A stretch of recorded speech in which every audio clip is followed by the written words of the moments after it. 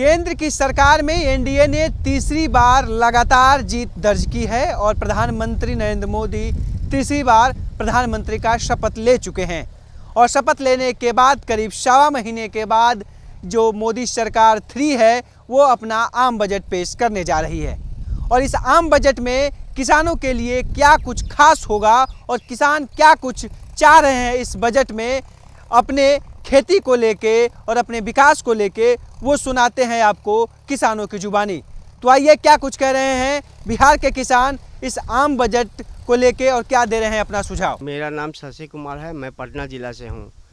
मोदी सरकार जो बजट पेश करने जा रही है, हम चाहते हैं कि जो दुकानदार बीज को बेचते हैं वो अच्छी बीज दे, और अगर नकली बीज देता है तो सरकार उस पर कार्रवाई करे। बीज को लेके क्या है, जो बीज सरकार भी बीज देती है, बाहर से भी बीज लेते हैं, तो अंतर क्या है, क्या दिक्कत है? अंतर ये दिक्कत आती है कि जो अच्छी क्वालिटी का बीज नहीं मिल पाने के कारण किसानों को बहुत नुकसान हो जा रहा है, और नुकसान होने से फसल में क्षति हो जा रही है, फसल बर्बाद हो जा रहा है। इसलिए हम सरकार से यही आग्रह करेंगे कि बीज अच्छी क्वालिटी के दे, और अगर नकली बीज बेचता है तो उस पर सरकार कार्रवाई करे।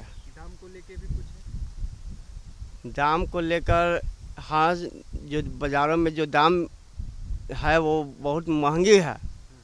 महंगे के कारण किसान ये बीज को नहीं खरीद पा रहे हैं, तो उसके लिए सरकार भी कुछ मुहैया कराए, सब्सिडी दे, जिससे किसानों को राहत मिले।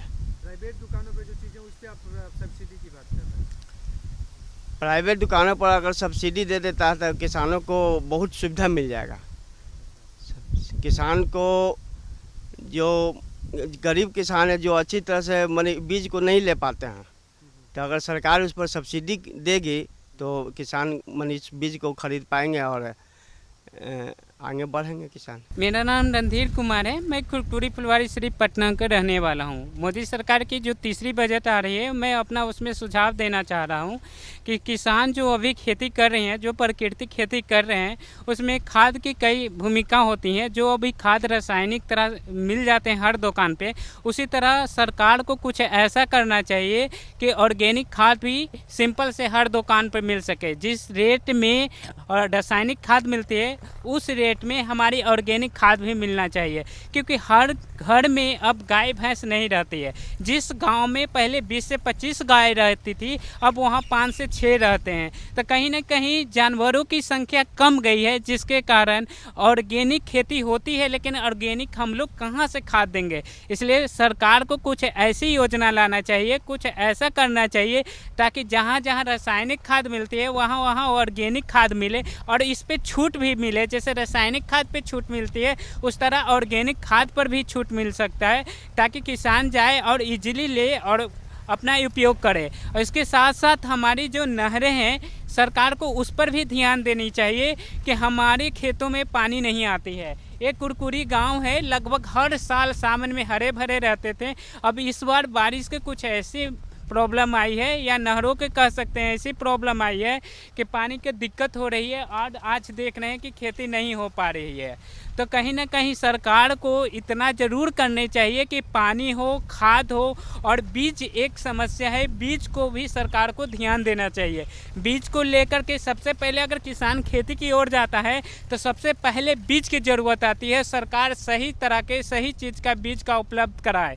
अब कोई चीज़ अगर धान की बुआई की बात आती है तो बोना आज है तो मार्केट या ब्लॉक में हमारे 10 दिन बाद या 15 दिन बाद या 20 दिन बाद आते हैं। सरकार से एक ऐसी योजना आनी चाहिए कि जो बीज मिलने वाली है वो 10 दिन पहले मिल जाए। उसके बाद जब पानी की बस समस्या आती है तो पानी के देख रहे हैं कि हमारे खेत एकदम सूखे हुए हैं। इस समय धान हलाता रहता है, भरा रहता है, कम से कम 1.5 से 2 बीता का हो जाता है। यहाँ मोरी जल रही है, हमारे यहाँ ये हालत है। कहीं कहीं बरसात हो रही है। तो सरकार, मौसम जो बदल रही है, एक और सरकार को एक बचत सबसे ज़रूरी देना चाहिए, वो पर्यावरण के लेकर के पेड़ कर लेकर के जो आज को सरकार को कुछ ऐसा महत्वपूर्ण योजना निकालना चाहिए जो किसान को, हर किसान को जिस तरह खेती करने के लिए प्रेरित किया जाता है, कम से कम हर किसान को 2 पेड़ लगाने की कुछ ऐसा योजना सरकार निकाले जो हर व्यक्ति कम से कम अपने जीवन में 2 पेड़ लगाए हैं। इससे हमारा जो भी है गांव है वो हरियाली की ओर जाएगी, मौसम ठीक होगा, समय पर बारिश होगी और हमारी खेती बहुत अच्छे से होगी। तो सरकार को सबसे महत्वपूर्ण कुछ देना है तो हमारे पेड़ की तरफ दे, पर्यावरण की तरफ दें, वो सुरक्षित रहेगी तो हमारा खेत सुरक्षित रहेगा, मेरा खेत सुरक्षित रहेगा तो मेरा फसल सुरक्षित रहेगी। जहाँ फसल सुरक्षित रहेगा वहाँ हर किसान खुशहाल रहेंगे। मैं सुदीप प्रताप सिंह बिहार का रहने वाला हूँ, यहीं पे खेतीबाड़ी करता हूँ। देखिए, जो 3 फार्मिंग बिल था जिसे मोदी जी ने फिर बाद में निरस्त कर दिया कुछ तथाकथित किसानों के आंदोलन के कारण, वो 3 जो बिल है, एक फार्मर्स प्रोड्यूस बिल है और एक फार्मर सर्विस बिल है, एक फार्मर ऑन प्राइस बिल है। ये तीनों बिल लाना किसी न किसी तरह लाना किसान के लिए फ़ायदेमंद है, क्योंकि ये तीनों बिल आपको मार्केट देता है और किसान के लिए आज अभी गांव घर के किसान के लिए, इंटीरियर किसान के लिए सबसे बड़ी बात है कि उसका मार्केट बड़ा होना चाहिए। ये एक तथ्य हो गया। दूसरा, इनपुट कॉस्ट की बात है।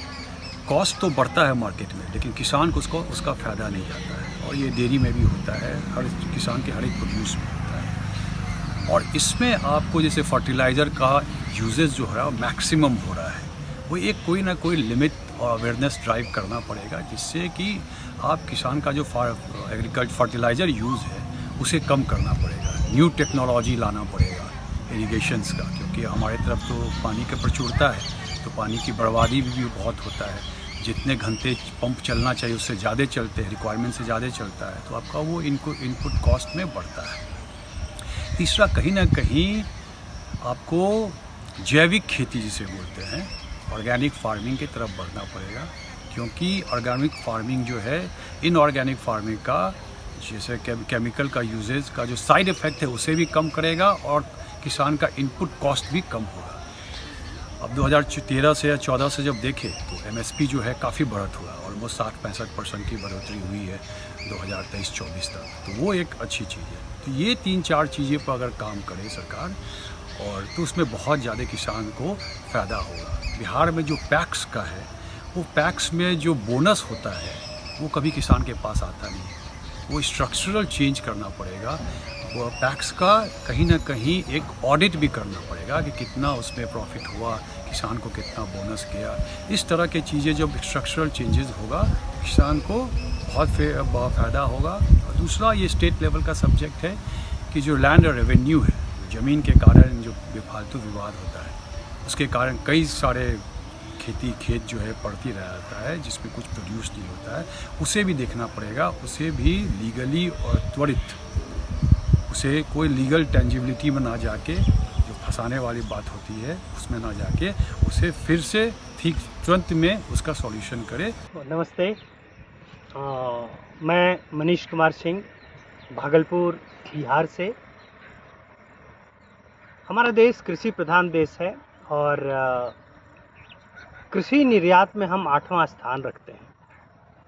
आने वाले बजट से हम किसानों की बहुत उम्मीद है, हम बिहार वासियों के, बिहार के किसानों की, क्योंकि छोटी छोटी कुछ हम बिहार के किसानों की समस्या है, तो हम चाहेंगे कि आने वाले बजट में उस समस्या का समाधान हमारे वित्त मंत्री करें। और उम्मीद है, हमारा बिहार लैंड लॉक एरिया है, जिसके चलते हमारे उत्पाद को अगर हम कहीं पे दूसरे जगह ले जाते हैं तो उसकी कॉस्टिंग, ट्रांसपोर्टेशन कॉस्टिंग ज़्यादा हो जाती है। इसके चलते हम अदर राज्य के उत्पाद और हम अपने उत्पाद में पीछे हो जाते हैं, क्योंकि उसकी वैल्यू कम हो जाती है, हमारी ज़्यादा हो जाती है, क्योंकि हमारे ट्रांसपोर्टेशन कॉस्ट ज़्यादा हो जाते हैं। पहली समस्या। दूसरी समस्या, हम बिहार के पास 7 GI प्रोडक्ट हैं, जिसमें हमारी भागलपुर के पास 2 GI प्रोडक्ट हैं, एक जर्दालू आम, दूसरी कतरनी राइस, और दोनों पूरे विश्व में प्रचलित है। हमारी सबसे बड़ी समस्या है पैकेजिंग को लेकर, पूंजी को लेकर।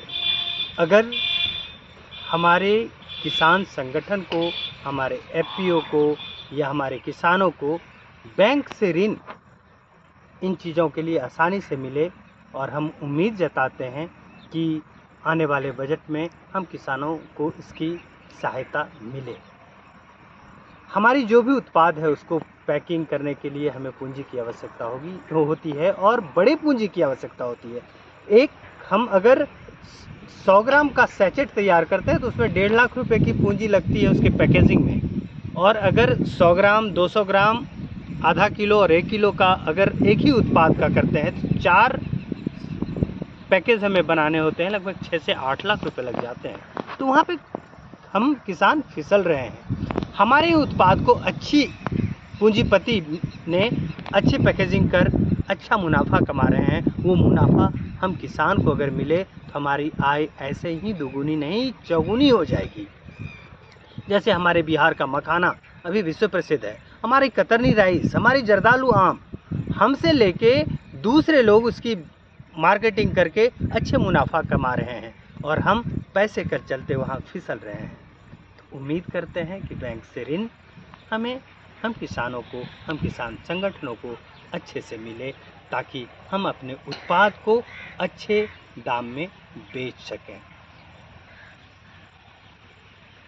और हम बिहार की जो एक सबसे बड़ी सपना है बिहार वासियों की कि हम अपने उत्पाद को देश ही नहीं विदेश के हर थाली में पहुंचाएं, तभी हमारा सपना पूरा होगा। हर एक थाली व्यंजन बिहारी। मैं विद्या रानी सिंह, ग्राम खेसरहिया, पोस्ट पालपुर, थाना कोइलवर, जिला भोजपुर की महिला किसान हूँ। इस समय सरकार जो बजट पेश कर रही है हम किसानों के लिए, तो मेरा सरकार से नम्र निवेदन ये है कि जिस तरह खाद पर सब्सिडी दी जा रही है उस तरह बीज और कीटनाशक पर भी दी जाए। और हम लोग को जो बीज आज आपका गैर सरकारी कंपनियों की तरफ से इतना महंगा जो बीज दिया जाता है, जो हम सक्षम नहीं हो पाते हैं, अगर हम खरीदते भी हैं तो बहुत ही मजबूरी में, क्योंकि हमारी मजबूरी है खरीदना, क्योंकि और जगह बीज को सस्ते दर पर मिल नहीं पाता है। तो सरकार से ये निवेदन है कि इसको भी हम किसानों को कम कीमत पर दिलवाया जाए और उस गैर सरकारी संस्थाओं से हम लोगों को छुटकारा दी जाए।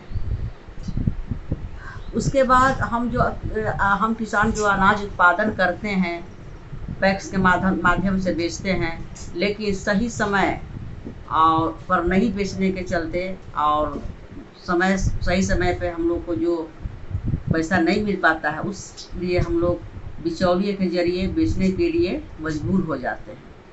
तो हमारा ये कहना है कि हमारे पास भी हम किसानों के लिए भी सरकार सब्सिडी ना देकर हम लोगों के लिए कोल्ड स्टोरेज, अनाज रखने के लिए गोदाम, प्याज रखने के लिए भी जो स्टोर बनता है वो बनवाएं।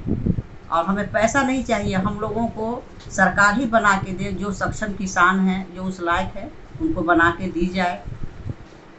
हम लोग प्राकृतिक खेती भी करते हैं। प्राकृतिक खेती में घर से जो हम लोग गाय पालते हैं उसके गोबर से, उसके मूत्र से, पेड़ पौधों से हम लोग भी बनाते हैं और प्राकृतिक खेती करते हैं। लेकिन जो प्राकृतिक खेती हम लोग करते हैं तो हम लोग को वो मुनाफा नहीं मिल पाता है जो हम लोग पहली पद्धति से जो खेती करते हैं, क्योंकि इसमें रासायनिक जो कीटनाशक का उपयोग हम लोग करते हैं तो उससे उसका उत्पादन ज़्यादा होता है और पैसा भी ज़्यादा मिलता है। लेकिन प्राकृतिक खेती जो हम लोग करते हैं उसमें कुछ समय तक उत्पादन तो कम होता है और उसके रख रखाव में हम किसानों को समस्या आती है, क्योंकि हमारा अधिकांश पैसा उसको कि रसायन बनाने में ही खर्च हो जाता है, जिसके कारण हम लोग को जो मुनाफा होना चाहिए वो हो नहीं पाता है और उसके खरीदार भी नहीं हैं। उसके खरीदार गिने चुने लोग हैं और उसका कोई मापदंड नहीं है कि मेरा ये प्राकृतिक खेती और जैविक खेती से किया हुआ ये अनाज है, ये फल है, ये सब्जी है, इसका कोई मापदंड नहीं है।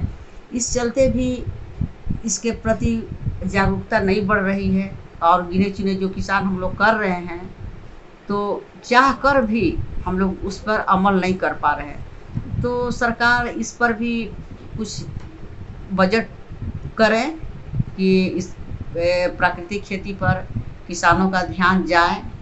और अधिकांश खेतीहर जो भी करने वाले हैं उनके पास अपना खेत नहीं है। अगर एक साल वो कर रहे हैं तो दूसरे साल उसका लगान दूसरा कोई लेकर ले लेता है। इसके लिए भी जटिल प्रक्रिया हो जाती है, किसान चाह कर भी नहीं कर पाता है। और सरकार से मेरा नम्र निवेदन ये है कि जो भी बजट किसानों के लिए की जाए तो किसानों के हित को देखते हुए, क्योंकि वहाँ से तो बजट पेश हो जाता है लेकिन हम किसानों तक पहुँचते बहुत कम हो जाता है। तो इसको ध्यान में रखते हुए हम यही कहना चाहेंगे कि आप सरकार से और हमारे जो बजट मंत्री हैं तो इस पर थोड़ा सा ध्यान दें। और हम महिला किसान के लिए भी कुछ विशेष बजट पेश करें जिससे महिला प्रेरित होकर और खेती किसानी की तरफ बढ़े।